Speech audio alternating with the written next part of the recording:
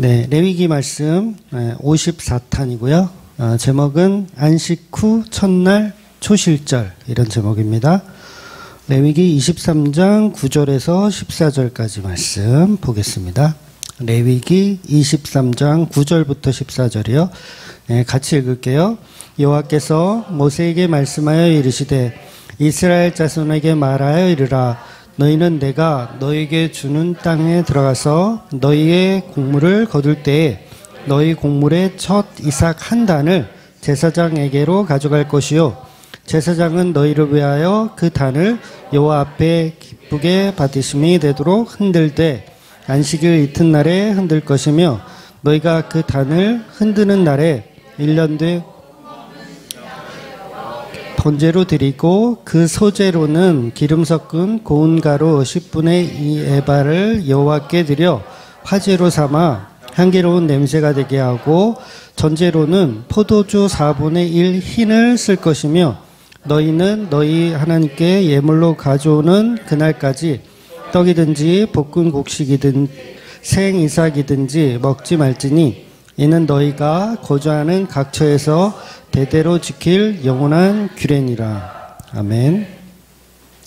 네, 온 세상은 이제 우리나라는 특히 그렇죠. 사계절이 뚜렷하죠. 사계절이 뚜렷해서 가을이면 풍성한 그런 나무와 숲과 뭐 이런 게 있는데 겨울이 되면 다 죽은 듯 그렇게 사라져 버리는 것처럼 보입니다. 우리 여기 금천도 보면 이제 전에는 이제 논과 밭이 굉장히 많이 있었어요, 여기가. 그러니까 여기 지금 교회에서 금능역까지 가는 길이요. 거의 산골짜기라고 할 수 있는 그런 길이거든요. 지금은 이 길이 좋아졌지만 옛날에는 여기를 이제 밤나무골이라고 불렀어요. 그래서 나무들이 정말 울창하고 막 그랬던 숲입니다. 그리고 금천역에서 운정역까지 가는 길에도 마찬가지고 양쪽으로 다 그냥 논하고 밭하고 막 이런 게 이제 즐비했었어요. 그래서 저는 어릴 때 여기 살면서 이제 겨울이 되면 이제 비료푸대 같은 거 이렇게 비닐로 된 비료푸대가 있어요. 그거 가지고 산에 비탈해서 이렇게 눈썰매 맞죠? 네, 눈썰매 이렇게 타고 어느 날은 이제 그 비료푸대가 없어가지고 그 주산학원 다녔었거든요. 제가 초등학교 때 주산학원 가방을 이렇게 딱 깔고 이렇게 한 3번, 4번 왔다 갔다 하면 그 가방이 걸레가 돼요. 네, 그래서 이제 학원 가서 또 이제 새로 사고 막 그랬었던 기억이 나는데 논에도 이제 물을 채워놔요. 논에도 이제 물을 채워놔서 거기서 이제 썰매를 이렇게 타기도 하고요. 또 저희는 이제 좀 세련돼가지고 썰매가 보통 이제 2발이잖아요. 근데 저희는 외발 썰매가 있었어요. 외발 썰매가 더 빨라요. 아주 스피드를 즐깁니다. 예, 그런 썰매를 이제 타고 놀았어요. 그래서 겨울이면 어김없이 들판이며 뭐며 이제 아무것도 자라지 않죠. 그래서 마치 죽은 것처럼 보여요. 다 죽어 있구나. 논이고 밭이고 다 죽어 있구나.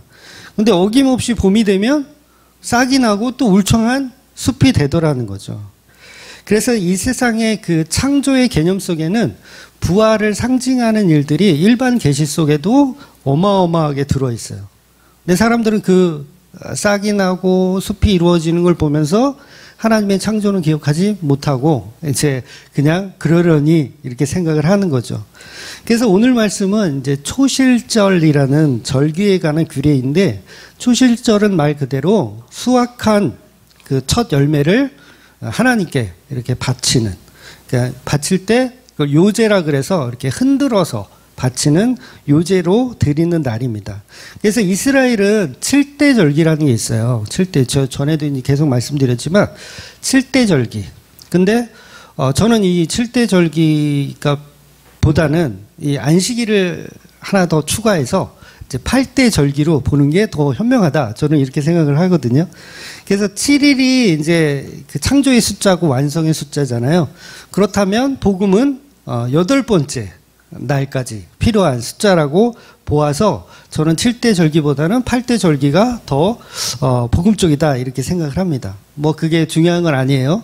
뭐 7이 맞냐 8이 맞냐 그건 중요한 게 아니고, 그래서 7대 절기가 구약의 율법이라면 이제 하나님이 만드신 그 율법을 다시 재창조하는 게 이제 8대 절기라고 할 수 있죠. 그래서 이제 십자가로 완성된 교회들은 안식일에서 끝나는 게 아니라 이게 안식일에서 8번째 날로 예수님 부활하신 날까지 우리가 포함해서 믿는 거죠. 근데 구약의 율법들은 그냥 안식일까지만 믿는 건데 우리의 복음은 안식일을 뛰어넘는 복음의 개념을 이해하는 겁니다. 그래서 오늘 살펴볼 건 이 초실절. 그러니까 초실절은 안식 후 첫날 지키는 거예요. 안식 후 첫날. 그러니까 우리가 흔히 주일이라고 하는 일요일에 지키는 게 맞아요. 그러니까 초실절은 언제 지킨다고요? 일요일 날. 안식 후 첫날 일요일에 지키는 겁니다. 그래서 어떤 이단 분들은 이제 그런 그 날짜 절기를 중요하게 여기는 이단 있잖아요. 안식일 교회나 안상홍 그 하나님의 교회나. 그러니까 성경 어디에도 일요일에 뭐를 했다라는 게 없다라고 그렇게 주장을 하거든요. 근데 아니죠. 초실절은 안식 후 첫날 드려진 겁니다. 여기 분명히 구약이죠. 구약임에도 불구하고 안식일 이후에 지키는 절기에 대해서 설명하고 있어요. 그래서 초실절은 토요일인 안식일 날 지키는 게 아니라 일요일 날 지키는 겁니다. 그래서 신약의 교회들은 토요일인 안식일에 모이지 않고 일요일에 모이는 이유가 뭐예요? 그날이 예수님이 부활하신 날이기 때문에 그렇거든요. 예수님 부활하신 날. 그래서 이 초실절과 예수님의 부활은 연결이 되어 있어요. 이건 제가 하는 말이 아니라 사도 바울이 이미 고린도 전후서에 이렇게 설명을 다 해놨습니다. 그러니까 초실절, 우리의 첫 열매는 누구다? 예수 그리스도다고 설명을 다 해놓으셨습니다. 그래서 초대교회부터 우리는 율법적인 안식일날 모이지 않고 안식 후 첫날 모이기 시작한 거예요. 그러니까 이게 그냥 그 교회 사람들이 결정한 게 아니라 성경적인 근거를 가지고 초실절은 예수님의 부활을 상징한다. 이렇게 했기 때문에 안식일이 아닌 일요일날 모이기 시작한 겁니다. 그래서 이미 성경은 예수님에 관한 이야기를 다 담고 있는 거죠.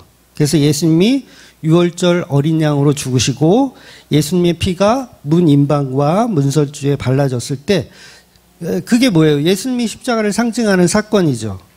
그리고 그분의 살과 피를 먹고 마시는 게 바로 무교절 기간이에요. 누룩이 들어가지 않은 떡을 우리가 먹고 출애굽하는 그런 상황. 그래서 예수님의 살과 피를 먹고 살아나는 거.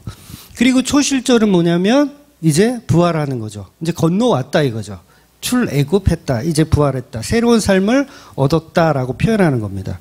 이렇게 모두가 이 절기들이 다 예수님의 관한 이야기를 설명하는 거죠. 그래서 예수님이 오죽하면 직접 말씀하셨거든요. 모세가 기록한 글은 다 나에 대해서 설명하는 것이다. 나에 대해서 이야기하는 것이다. 라고 하잖아요. 그러니까 이 레위기의 절기들도 다 누구를 상징해야 돼요? 예수 그리스도를 상징해야 되는 거예요. 그래서 우리가 지난번까지 어떤 절기를 봤냐면 유월절과 무교절을 봤어요. 유월절이 있고 무교절은 유월절과 붙어있는 뼈대라고 할 수 있죠. 이 유월절이 머리라면 무교절은 거기에 붙어있는 날이에요. 그리고 초실절도 역시 이 무교절과 붙어있다고 생각하셔야 돼요. 그러니까 유월절, 무교절 기간, 그 다음에 초실절 이렇게 세 가지 절기가 이 봄철 절기로서 이렇게 붙어있는 절기입니다. 즉 무교절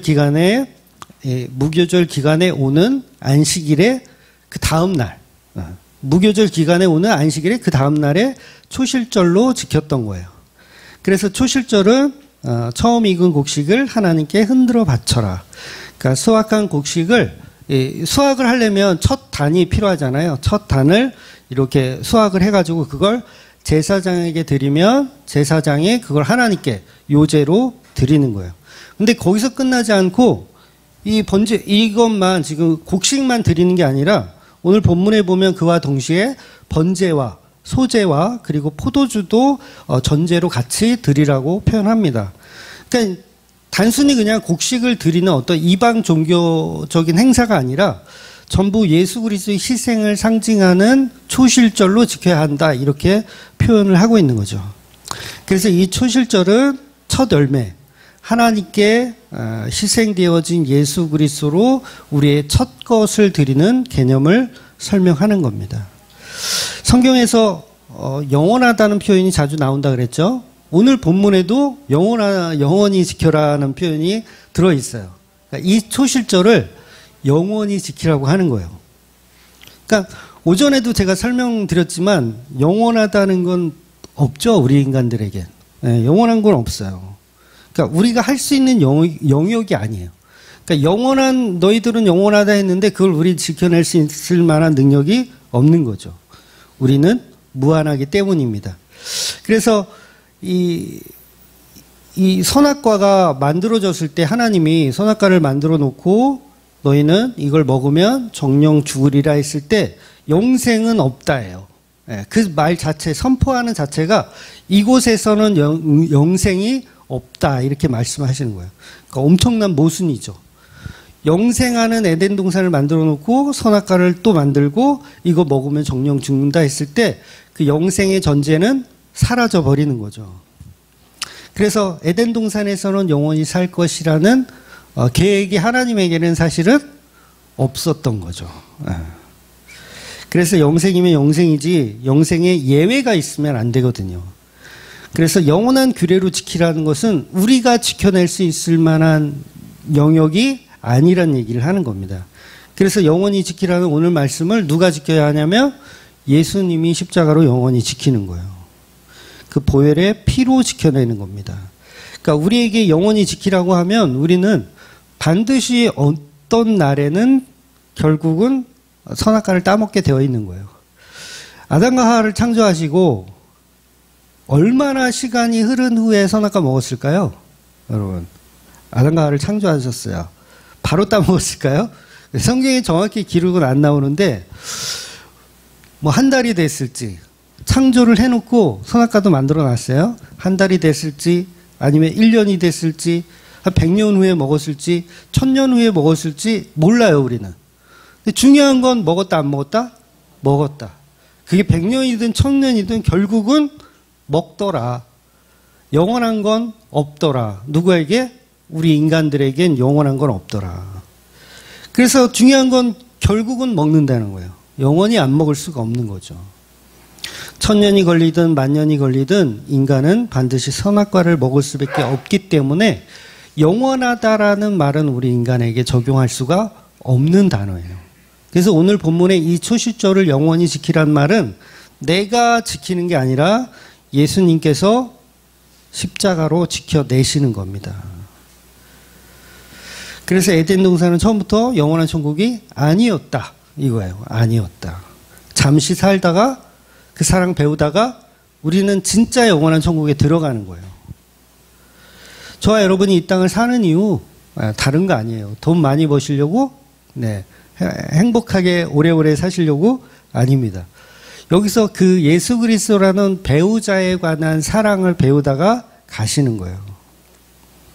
그래서 오늘 본문이 말하는 영원한 초실절은 예수님이 첫 열매가 되셔서 하나님께 바쳐졌다. 그래서 십자가로 완성되었다. 그래서 예수님이 십자가로 죽으신 그 열매가 영원한 우리의 규례로 지켜진 열매이다. 이렇게 보는 거예요. 그래서 모든 절기는 다 예수님의 그림자라고 성경은 계속해서 말하고 있습니다. 우리 골로새서 2장 16절 17절 말씀 같이 읽어볼게요.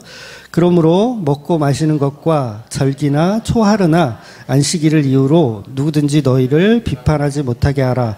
이것들은 장래일의 그림자이나 몸은 그리스도의 것이니라. 아멘. 그러니까 우리가 구약의 절기들을 가지고 우리가 막 서로 싸우죠. 안식일을 지켜야 된다, 말아야 된다. 초실절을 지켜야 된다, 말아야 된다. 막 싸워요.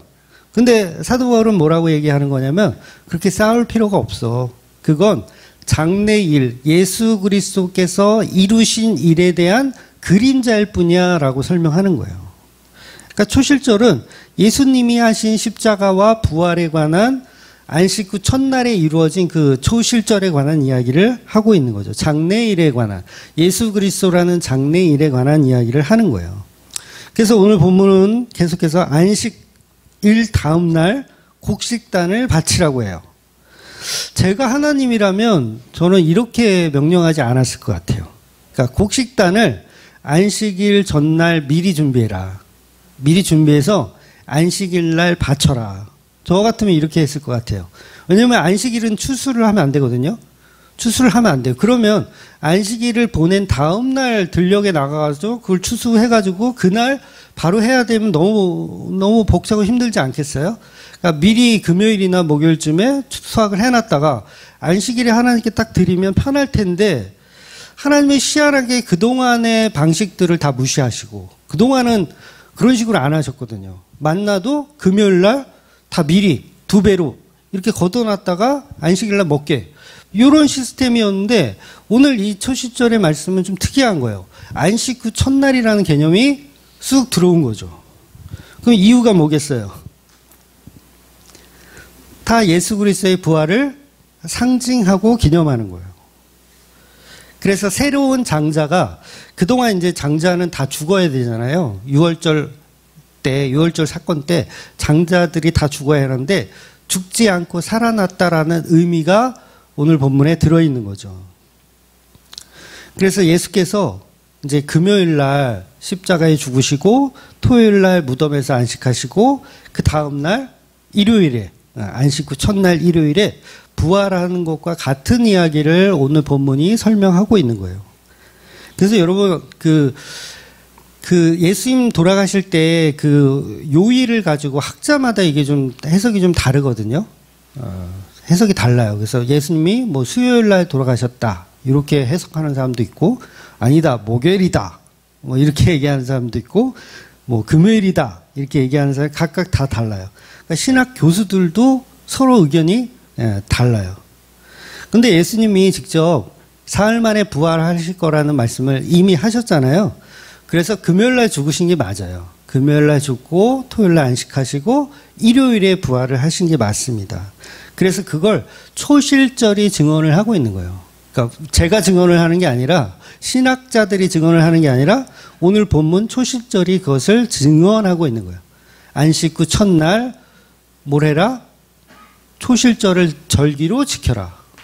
그런데 이게 무슨 뜻인가 봤더니 예수님께서 첫 열매 첫 수확물을 하나님께 바쳐진 그 사건을 기념하라는 말씀이었구나. 이렇게 사도가 그걸 해석해 놓은 거죠. 그래서 성경 볼 때 우리가 오류에 빠지면 안 되는 게 뭐냐면 초실절이 먼저 있어요? 십자가가 먼저 있어요? 초실절은 구약인데? 그러니까 보통은 초실절이 먼저 있고 그 초실절의 일을 십자가에서 이루었다. 이런 게 정석적인 해석인데 그렇게 보시면 안 돼요. 복음은 그렇게 보면 안 되고 십자가가 먼저 이루어지고 그 십자가를 그림자로 보여지는 게 초실절의 개념인 거예요. 그러니까 이게 우리가 시간과 공간의 이 한계 때문에 이걸 잘 인식하지 못하는데 하나님은 처음부터 십자가를 염두를 하고 계획을 하고 십자가에서 예수가 죽는구나 이걸 염두하고 에덴 동산을 창조하신 거예요. 그러니까 에덴 동산을 창조해 놓고 예수님이 그 에덴 동산에 맞춰서 죽으신 게 아니고 이해가 되시죠? 십자가가 처음부터 창조의 질서에 있었던 거예요. 그래서 선악과가 있는 건 오류라고 했잖아요. 영원한 곳에 오류가 선악과예요. 그래서 처음부터 에덴 동산은 예수 그리스도의 죽으심을 미리 알고 계획하는 거예요. 여러분 그 모델하우스 가보셨어요? 모델하우스? 아파트나 이런 거 살 때 모델하우스를 미리 가서 구경하잖아요. 아파트 그걸 짓지도 않았는데 모델하우스가 먼저 있어. 그러면 이 모델하우스는 뭘 보고서 만들어 놓은 거예요? 앞으로 지어질 어떤 것에 완성된 아파트에 관한 모델하우스를 짓는 거잖아요. 모델하우스를 지어놓고 이 모델하우스에 맞춰서 아파트를 짓는 게 아니죠. 그러니까 아파트를 어떻게 지을 건지 미리 계획을 다 해놓고 나서 모델하우스를 견본으로 이런 아파트를 우리가 지을 거예요. 와서 구경해서 돈 있으면 사세요. 이렇게 하는 거잖아요. 그러니까 똑같다는 거죠. 예수님의 십자가가 먼저 서 있고 그걸 염두에서 초실절, 유월절, 뭐 칠칠절, 뭐 수장절 이런 것들이 다 예수 그리스도의 십자가를 염두에서 그림자로 표현하고 있는 겁니다. 그래서 어떤 그 자유주의 학자들은 예수님이 이런 성경적 지식을 다 알았기 때문에 그거에 맞춰가지고 그분이 이렇게 죽은 거다라고 얼마든지 해석할 수 있겠죠. 근데 절대 그렇지 않습니다. 예수님 먼저 죽으심에 관한 계획이 존재하고, 여러분 하나님이 계획하잖아요. 그건 완성입니다. 이해가 되세요? 내가 계획한 건 실패할 수도 있어. 나는 오늘 뭘 하고 뭘 해야겠다 이렇게 계획을 했는데 실패할 수 있어요. 저는 인간이기 때문에. 근데 하나님이 뭘 해야지 딱 계획을 하시면 그게 완성이에요. 왜? 하나님은 오류가 없으시고 실패가 없으신 분이기 때문에 그래요. 그래서 십자가가 먼저 있고 그 십자가를 향하여 이런 절기들이 예수 그리스도의 십자가를 상징하는 겁니다. 그래서 절기들만 잘 이해해도 예수님의 십자가의 그 구원의 이유와 뜻, 목적까지도 다 알아낼 수가 있어요. 굉장히 신기하고 놀라운 거죠. 그래서 이 초실절은요, 광야에서 지키는 게 아니에요. 어디에서 지키냐? 앞으로 들어갈 가나안 땅에서 농사 지으면 첫 열매를 바쳐라. 그거에 대한 미리 주시는 율법이에요. 이것도 뭐예요? 가나안 땅을 정복할지 안 할지 모르는 상황에서 주시는 거예요? 아니면 너희들은 반드시 정복할 것이다. 그리고 거기서 이렇게 드려라. 이렇게 되는 거죠. 그래서 반드시 가나안 땅에 들어가거든 가나안 땅에서 농사를 짓게 되면 이렇게 수확물로 하나님께 이게 단 곡식 이거를 하나님께 바쳐라. 초실절로 지켜서 바쳐라. 그러니까 미리 먹지 말고, 그러니까 이게 재배를 했잖아요. 수확을 할 때 미리 생으로 까먹지 말고, 본문에 나와요. 볶아 먹지 말고, 떡으로 해 먹지 말고, 어떻게 하라? 먼저 하나님께 흔들어서 요제로 제사 드려라 말씀하시는 거예요. 그래서 그 초실절은 예수님이 우리의 첫 열매이시기 때문에 그렇게 하시는 거예요. 미리 먹지 마라. 왜? 부활하신 그 예수님만이 우리의 첫 열매고 그분이 드려졌을 때 그것이 초실절의 완성이라고 표현하고 있는 거예요. 우리는 그래서 예수님의 십자가가 드러난 초실절을 지키는 겁니다.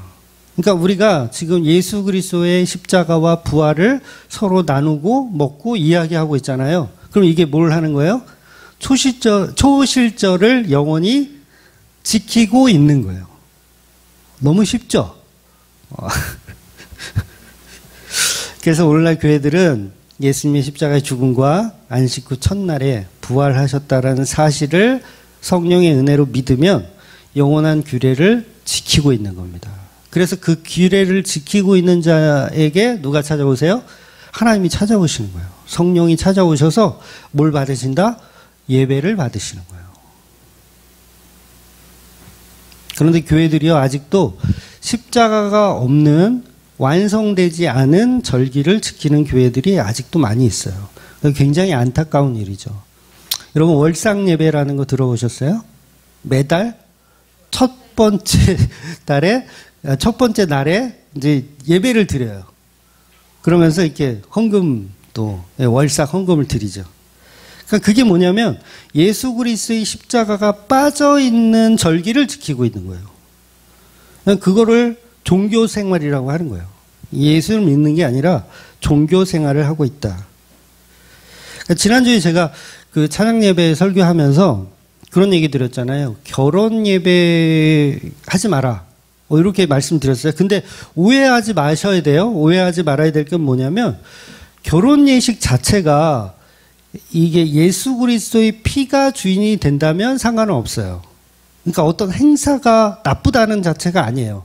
그러니까 어떤 행사를 하든지 그 행사에 예수 그리스도의 피가 묻어 있어야 된다는 거죠.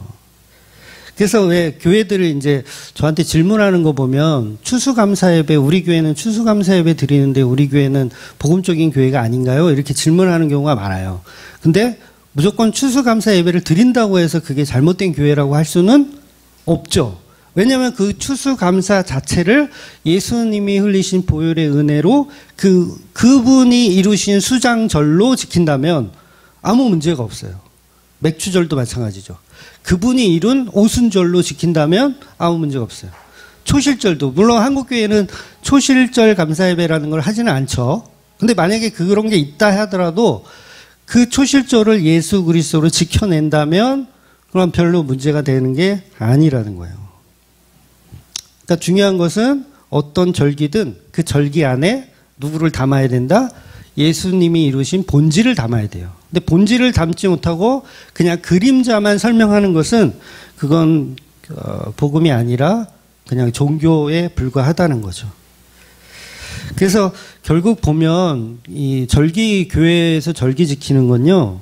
근데 안타깝게도 예수 그리스도를 드러내는 것보다는 그냥 어떤 풍년에 감사하고 뭐 맥추절, 추수감사절, 뭐 1년 동안 지켜주신 하나님 이런 거에 감사하는 이런 예물, 제물만 드리기 때문에 복음적이지 않다라고 말씀을 드리는 거예요. 반드시 어떤 절기든 예수님께서 이루신 그 핏부림으로 믿어야 된다는 거예요. 여러분 크리스마스도 마찬가지예요. 우리 교회는 크리스마스를 지키거든요. 지킨다는 개념이 좀 그렇지만 크리스마스 때 놀고 먹어요. 그렇죠? 네, 크리스마스 때 놀고 먹어요. 근데 이 놀고 먹는 것도 왜 놀고 먹느냐 했을 때 예수님이 이루신, 그러니까 크리스마스라는 게 뭐예요?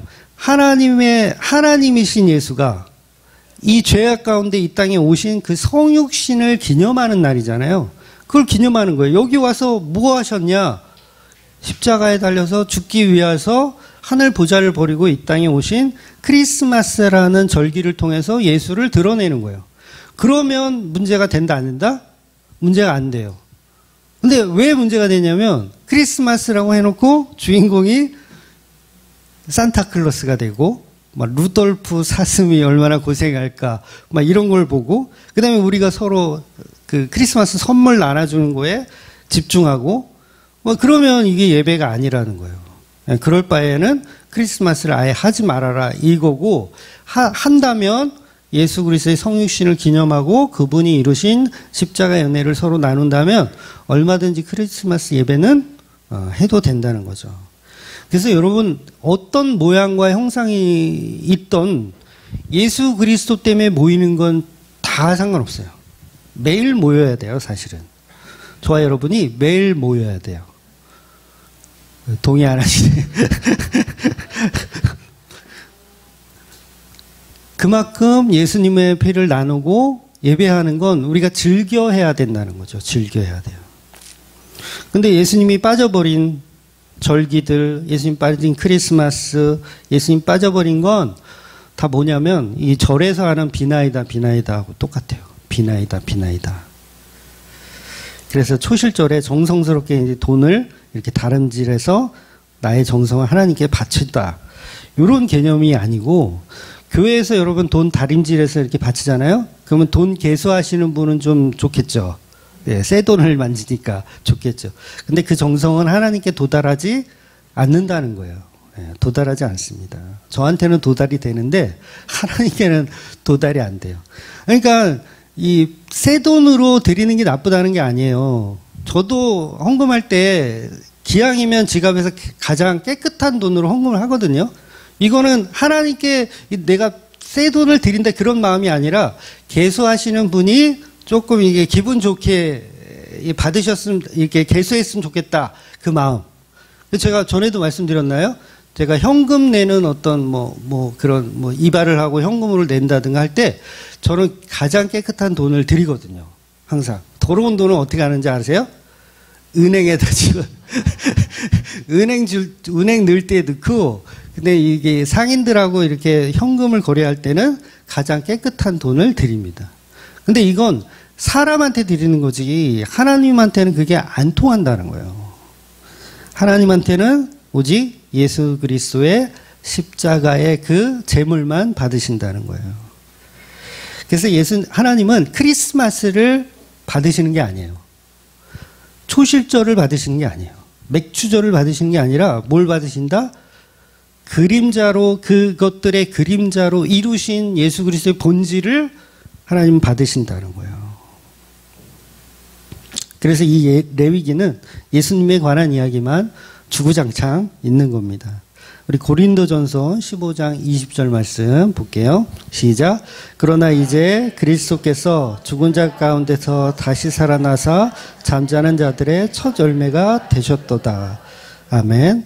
제가 말씀드린 내용이 이 사도 바울의 말씀을 통해서 교회에게 다 전달되었던 내용들입니다. 그리스도께서 죽으심으로 인해서 저와 여러분의 첫 열매가 되셨습니다라고 사도 바울은 기록하고 있는 거예요. 그래서 사도 바울의 말에 의하면 초실절의 첫 곡식단을 하나님께 바치고 나서 이제는 다 끝났다가 아니에요. 하나님께 첫 곡식단을 바쳤잖아요. 이게 끝난 게 아니라 이제 수확하러 가야 돼요. 또 하나님께 지금 한 단만 바친 거거든요. 이게 보리가 됐든 밀이 됐든 뭐 정확하게 모르겠지만 이걸 하나님께 한 단을 바쳤으면 이제 나머지도 추수하러 가는 거예요. 그래서 논밭에 가서 이제 뭐 밭이라고 해야 되겠죠. 아무래도 거기는 이제 우리나라처럼 이렇게 쌀을 재배하던 민족은 아니니까 밭에 가서 이렇게 추수를 계속하는 거예요. 그러면 이게 첫 드려진 하나님께 드려진 것과 동일하게 본다는 거예요. 나머지는 드리지 않았는데 그냥 수확하는 건데 동일하게 보여진다는 거예요. 그러니까 예수 그리스도가 하나님께 드려진 첫 열매가 되었다면 우리는 하나님께 안 드려도 돼요.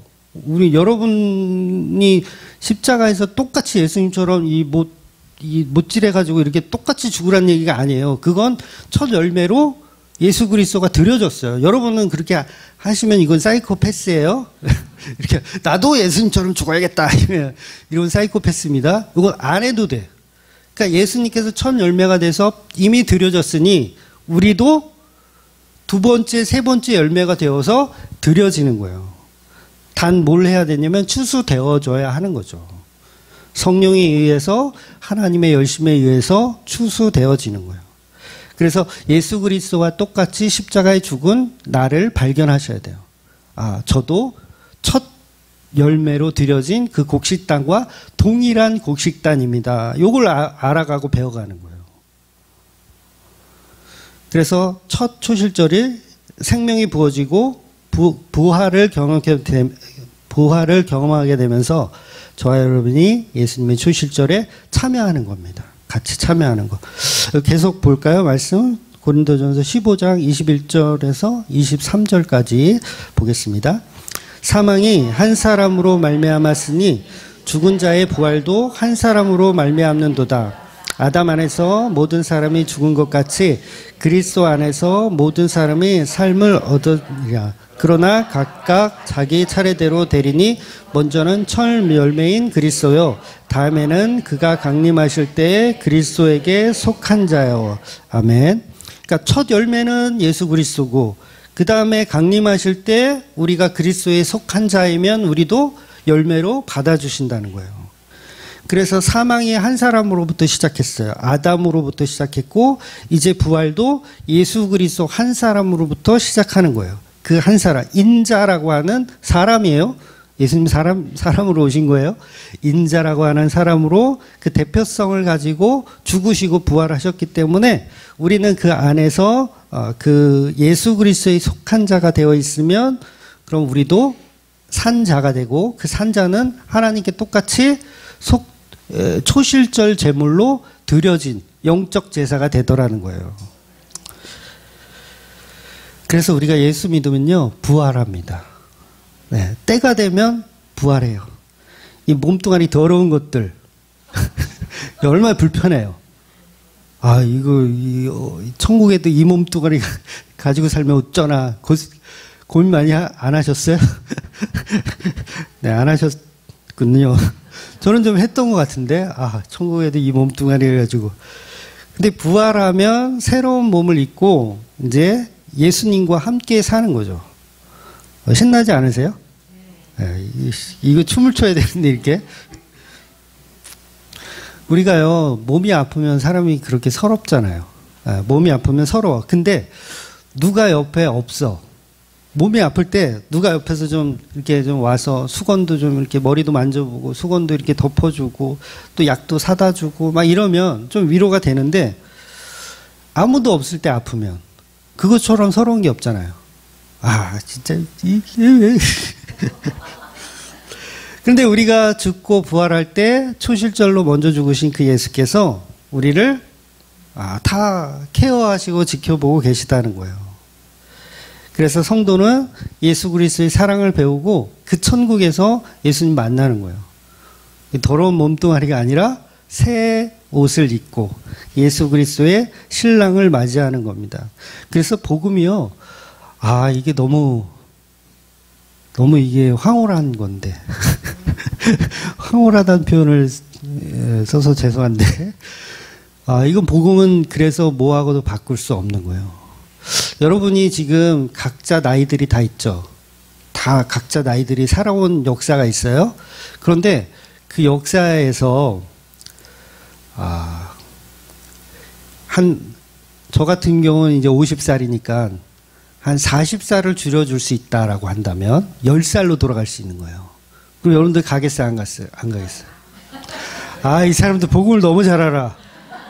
그런 생각 빼고 이제 진짜 세상 사람이었다고 생각하면 10살로 돌아갈 수 있다면 대부분 돌아가잖아요. 새로운 삶을 한번 살아보자. 죄송합니다. 그 예화가 안 돼, 진행이. 돌아가고 싶다고 얘기해야 돼. 그래야 내가 예화를 진행을 하지. 예화가 뭐였냐면, 이제 우리가 10대로 돌아갈 수 있다면 세상 사람들은 다, 지금 당장 선택할 거예요. 그런데 만약에 돌아갈 수 있는 대신에 뭔가를 요구한다면 얼마큼 투자할 수 있을까라는 거예요. 얼마를 투자했으면 돌아갈 수 있을까라고 했을 때 이거는 값을 매길 수가 없다는 거죠. 값을 매길 수가 없어요. 그러니까 부활이라는 거, 천국 예수 그리스도와 함께 결혼한다는 건 값으로 매길 수 있는 게 아니에요. 이걸 설명하려고 그랬는데 이 사람들이 안 따라줘가지고 이거.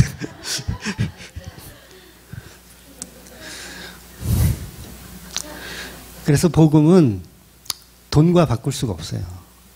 내가 복음을 모르던 시절로 돌아간다. 나한테 지금 돈을 한 10억 줄 테니까 복음을 모르던 시절로 돌아간다. 저는 돈 안 받을 것 같아요. 됐다. 한번 테스트 해주세요, 누가. 그만큼 복음은 너무 사랑스러운 거예요. 한마디로 사랑스러운 거. 그분이 우리를 사랑하고 있고 우리를 위해 초실절이 되어서 새싹이 되어주신 분, 그리고 추수되어 주시는 분. 그래서 그와 함께 사는 것이 거디나 하늘나라고, 그분의 부활이 곧 나의 부활이 되시는 저와 여러분이 되시기를 주의 이름으로 축원드리겠습니다. 아멘. 기도하겠습니다.